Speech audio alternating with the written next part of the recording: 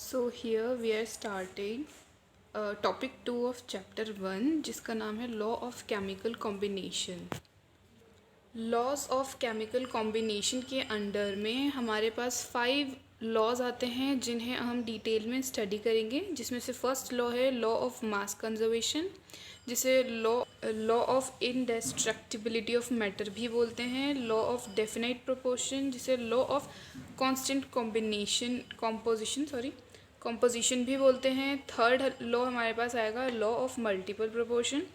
Fourth है law of reciprocal proportion, जिसे हम लॉ ऑफ इक्विवेलेंट वेट भी बोलते हैं। और लास्ट आएगा लॉ ऑफ गैसियस वॉल्यूम।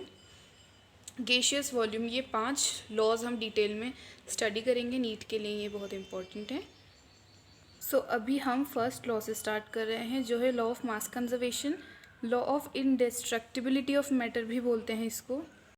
ये law of conservation of mass given by Lavoisier and tested by Landolt. Lavoisier ने दिया था और लैंडोल्ट ने इसे टेस्ट किया था। इसे हम ऐसे एक्सप्लेन कर सकते हैं कि मास इज़ नॉट क्रिएटेड और destroyed in a chemical reaction or physical reaction, but one form is changed into another form.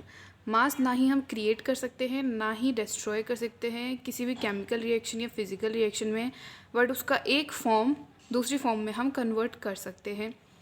If the reactant is completely converted in products, अगर कोई भी रिएक्टेंट प्रोडक्ट में completely convert हो जाता है तो उसके जो जितने भी रिएक्टेंट्स होंगे उन सब का मास और जितने भी प्रोडक्ट्स होंगे उन सब का मास बराबर होता है। मतलब total mass of reactants equals to total mass of product.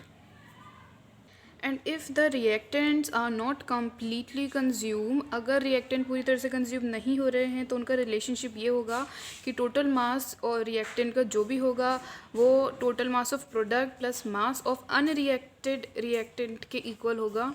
वो रिएक्टेंट्स जो कि रिएक्ट नहीं कर रहे वो इधर आए, इस साइड आएंगे, तो ये उसका रिलेशनशिप होगा।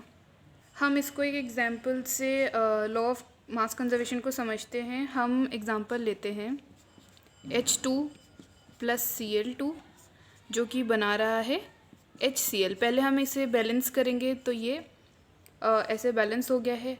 अब H2 होता है, उसका मास होता है 2, 2 Cl2 का होता है 71, और वैसे ही HCl का होगा, H का होगा 1 और Cl का हमारे पास होता है 35.5। तो ये वाला जो Cl का है ये भी 2 एटम्स हैं, Cl के एटम्स होते हैं, तो 35.5 प्लस 35.5 हो जाएगा हमारे पास 71। तो वैसे ही अगर हम इन दोनों को ऐड करेंगे तो हमारे पास आ जाएगा 36.5, पर यहाँ 2 है, यहाँ 2 मॉलिक्यूल्स हैं HCl के, तो हम आगे इसे 2 से मल्टीप्लाई करेंगे, मतलब इसका डबल करेंगे, जो कि हमारे पास आ जाएगा 73 ग्राम्स, ये मास हो जाएगा। तो अगर हम लॉ ऑफ मास कंजर्वेशन के अकॉर्डिंग देखें तो रिएक्टेंट का मास ऐड करके प्रोडक्ट के मास के बराबर होना चाहिए।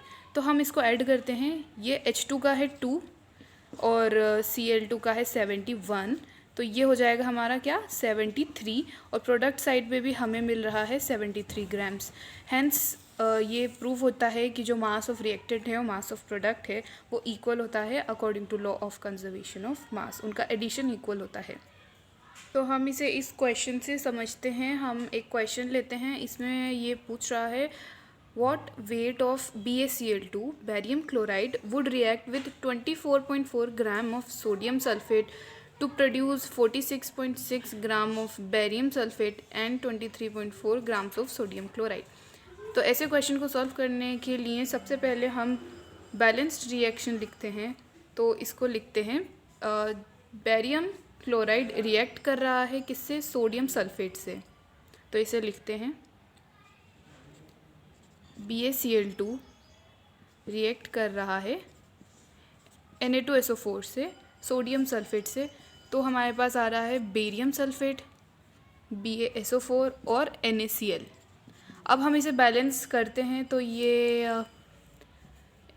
2 NaCl सबसे पहले बैलेंस रिएक्शन लिखनी है और जो क्वेश्चन में गिवन है हमें वो लिखना है। पूछा गया है व्हाट वेट ऑफ BaCl2, इसका हमें निकालना है। इसका x ग्राम ले लेते हैं, सपोज कर लेते हैं। इसका दे रखा है 24.4, तो यहाँ लिखा 24.4 ग्राम्स, ठीक है।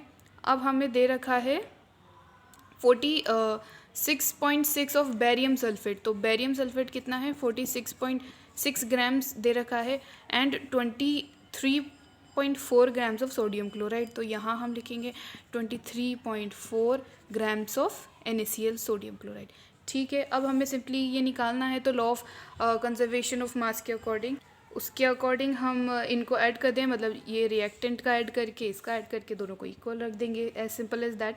तो x प्लस 24.4 ग्राम्स, 24.4 ग्राम्स, और यहाँ पर होगा 46.6 प्लस 23.4 ग्राम्स। तो इनको सॉल्व करने के बाद x की हमारे पास जो वैल्यू आएगी वो आएगी 45.6 ग्राम्स। तो इस क्वेश्चन से प्रूव होता है लॉ ऑफ मास कंजर्वेशन, ये ऐसे सॉल्व होगा। Thank you and wait for the next video.